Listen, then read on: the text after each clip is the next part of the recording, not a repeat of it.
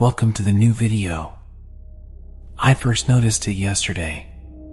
It was 9 a.m., a few days after Christmas, and I was wrapped up warm in my bed. I heard the familiar buzz of my phone charging across the room. I forced myself out of bed, slipped into the cozy slippers I have received this year, and hobbled over to the phone. It was my friend, Lucy. We had arranged to go out for a meal the next day. I hope it's not this windy tomorrow. I texted her back. Yeah, I hope not. I hadn't even looked out the window yet. I just wanted to get back into bed. So, I did. I next woke up at about 1 p.m., having slept for way longer than I intended. But in the days of void between Christmas and New Year's Eve, who really cares? I got up and opened the curtains to breathe some light onto my doll room. It wasn't windy at all. What was Lucy talking about? Although it had been a few hours, I figured the wind had just died down. I stood for a moment and admired the clouds. It was the kind of sunny day where the sky is the right balance of cloudy and clear. Clear enough for the sun to pour onto the earth, but cloudy enough to give a contrasting view upwards. It was very picturesque. What I didn't yet know is that the nightmare had already begun. I didn't go out at all that day, despite the great weather.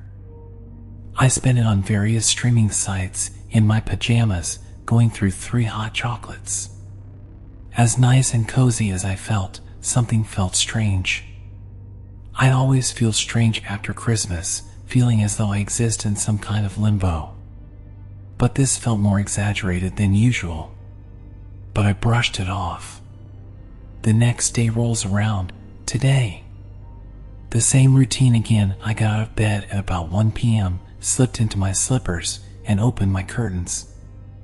I stopped to look at the sky again. It looked remarkably similar to the day prior.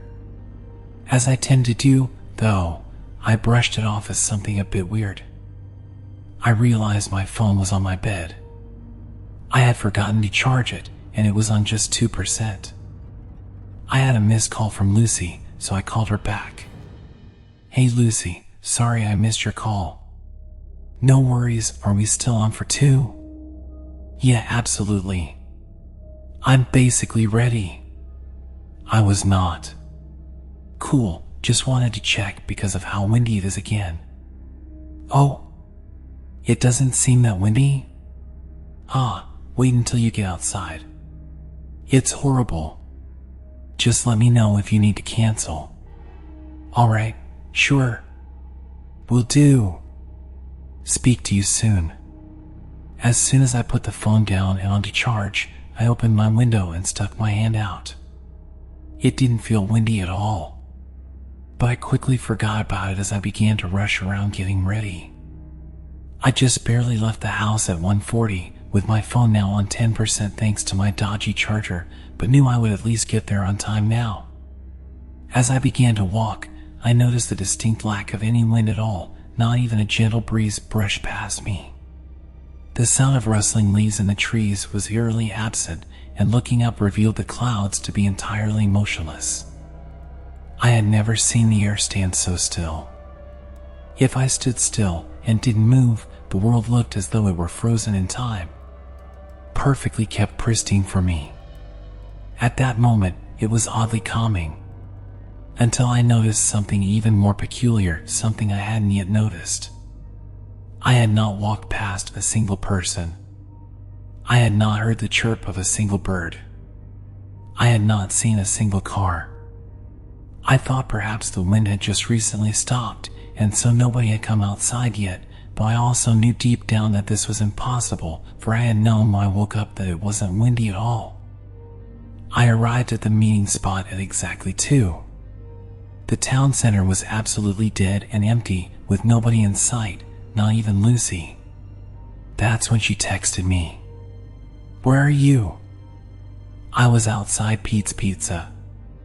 I'm outside Pete's Pizza. So am I. Maybe you're behind the crowd, lol. Come closer to the door. I can't see you. Crowd? What crowd was she talking about? What crowd are you talking about? She video called me at this point, and it's when I truly realized what was going on. I answered, and at the same moment, we noticed we were standing in the exact same spot. Both of us directly outside the main entrance. Only in her video feed, other people were walking past her. I was completely alone. I was factually standing right on top of her. Yet I was clearly nowhere near her. We both stood looking at each other through our phones, the only thing currently connecting us. Neither of us got a word out before my phone died. The only thing in the world acting as a window out of this just died in my hands. Panic began to set in. I ran into the restaurant. Empty. I ran into the shop across the road. Empty. I ran outside and screamed. It echoed through the empty streets. Being alone has always been an anxiety of mine, and this is my worst fear realized into reality. I broke down on the road, crying. I wanted to wake up, but I was painfully aware of how awake I already was.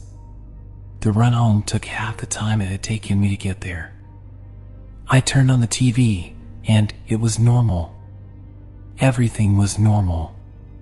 The signal is working completely fine. Yet physically I am alone. I am in my own world. I'm typing this from my laptop as my phone charges. Once I post this, I'm going to call Lucy back. I don't know what this is yet. I just know that this isn't your world. It's connected to it. I mean, it must be, otherwise, how would I be able to use and browse the same internet as you? I look outside though, and everything is so quiet. Everything is so lonely and empty, and I don't truly know where I am. The trees do not sway, the clouds stand still, the wind no longer blows.